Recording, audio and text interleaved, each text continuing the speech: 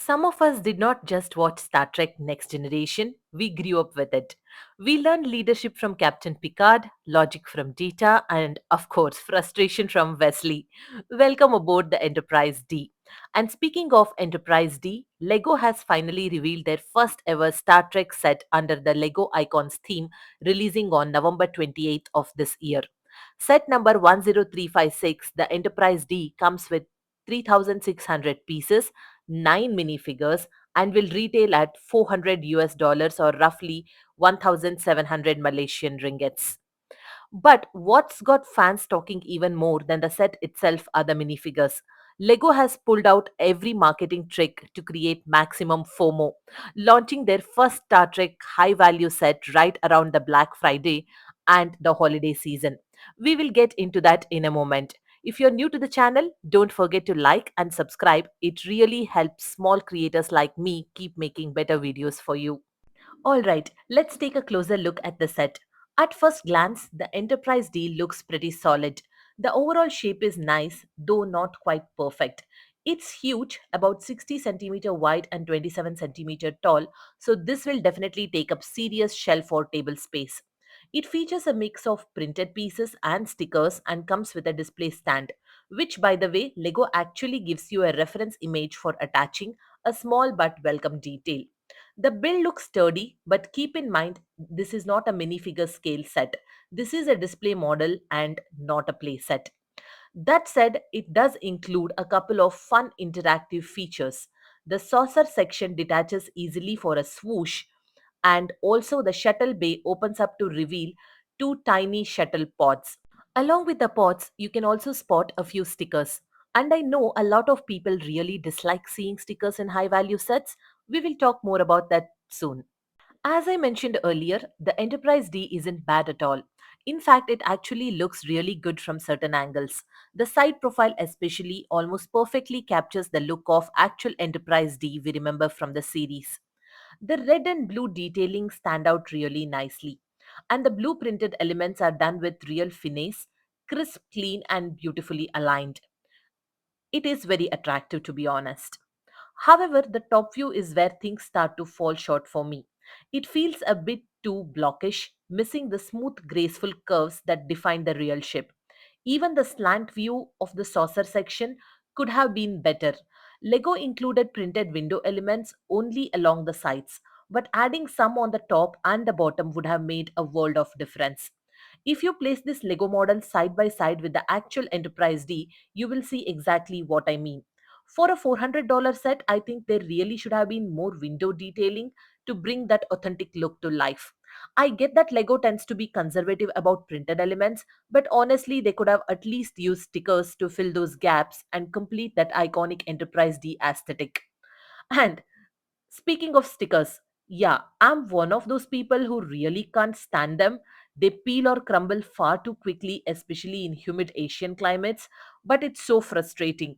Over time, I have learned to tolerate them, but what I still absolutely despise are stickers where the color mismatch is glaringly obvious. When everything around is gray and suddenly you have a sticker that shows up bluish gray, I just go like, ew, why? And to make the matter of stickers worse, Lego somehow misspelled boldly as boldy.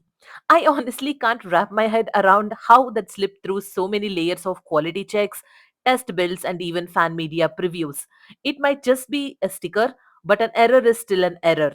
And on a premium set like this, it really shouldn't happen. Now, let's talk about the exclusive GWP.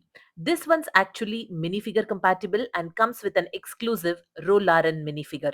It's a Type 15 shuttle pod with 261 pieces, and unlike some of the terrible GWPs we have seen lately, you obviously know what I mean, this one's a winner. It's the perfect collector's bait. Exclusive, displayable, playable, and just FOMO inducing enough for die-hard fans. I mean, come on. No diehard Star Trek fan wants gap in their collection. Missing even on one character just feels wrong to them. It feels so wrong to me too. But I have to admit, I don't have endless shelf space at home to display big sets. That's actually why I have skipped quite a few near perfect non minifig scale builds. Whatever display space I do have is already taken up by some truly beautiful sets like Titanic, Baradur, and Taj Mahal, to name a few. That said, I have picked up sets like Starry Night and the Emerald City wall art because they not only look gorgeous but also come with great minifigures and especially can be mounted on the wall. Perfect for saving the space. My small Lego room, though, is strictly reserved for playsets and modulars, the kind where you can actually interact with minifigures. So, with a heavy heart, I have to say no to the Enterprise D, even though I really, really, really want those minifigures. That being said, let's appreciate the minifigure lineup because Lego absolutely nailed it. We have got all 7 main TNG characters plus Wesley Crusher and Gunan.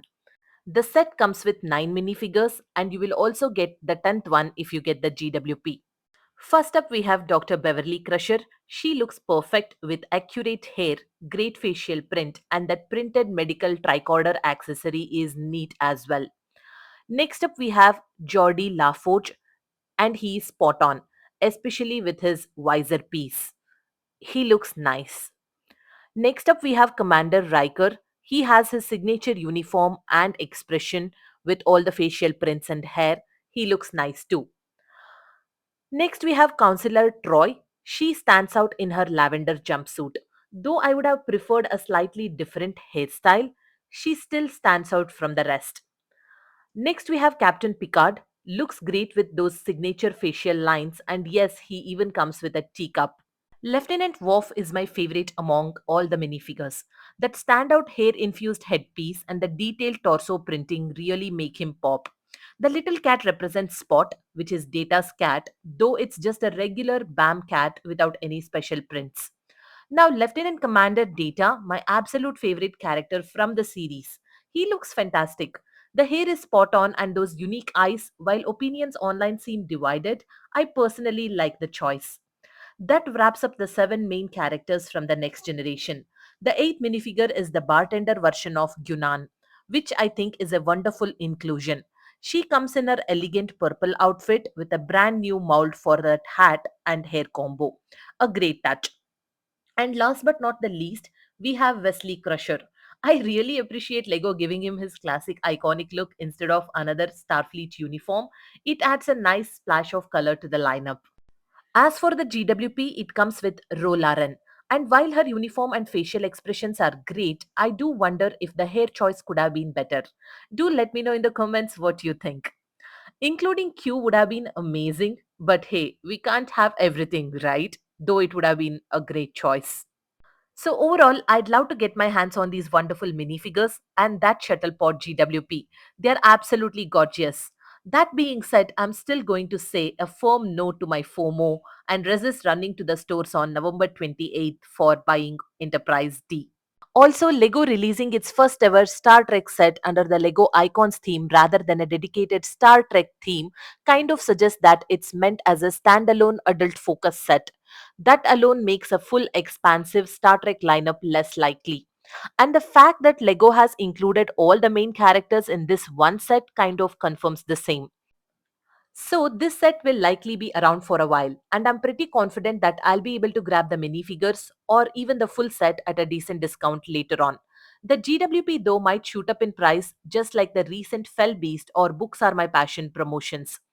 Considering this includes an exclusive minifigure and ties to the only minifigure scale Star Trek set, the chances of it spiking in value are very, very high. But hey, Lego has done similar things before with lot of other sets and also the very recent Goonies GWP that came with 2 exclusive minifigures. I'm sure they'll keep doing the same FOMO bait with future releases as well. So I really need to control my FOMO this time, or that's what I'm hoping for. That said, who knows what kind of Black Friday offers Lego might drop. So, what about you? Will you be picking up Enterprise D during its first week, or will you wait out for some big discounts later? Do let me know your thoughts down in the comments. And if you enjoyed this video, don't forget to subscribe. It really helps the channel grow. Thank you for watching, and I will see you all in another video real soon. Until then, live long and prosper.